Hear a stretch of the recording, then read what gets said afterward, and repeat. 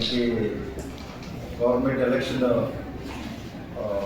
State election commission నుంచి Kalyandurg municipality chairperson ఎన్నిక కోసం నోటిఫికేషన్ ఇష్యూ చేశారు.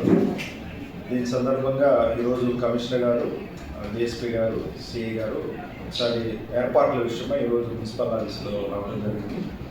ఇందులో ఏమంటే ముఖ్యంగా 11వ తేదీన ఎలక్షన్ కండక్ట్ చేయమని ఇన్స్ట్రక్షన్స్ ఉన్నాయి.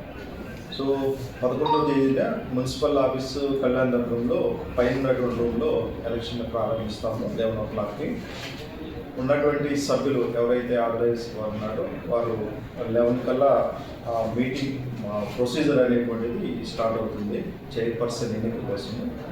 దీనికి ముందు ప్రికాషన్స్ ఏమంటే రేపు నుంచి 144 సెక్షన్ అనేది ఇష్యూ చేయడం జరిగింది.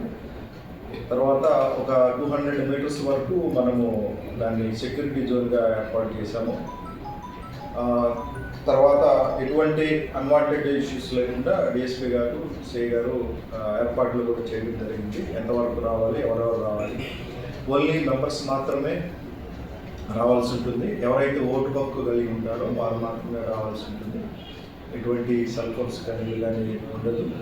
సో వాళ్ళకందరికీ ముందుగానే ఏ విధంగా చేయాలనేటువంటిది చెయ్యి ఎత్తే విధంగా ఓటింగ్ జరుగుతుంది కాబట్టి వాళ్ళకి ఆల్రెడీ చెప్పడం జరిగింది.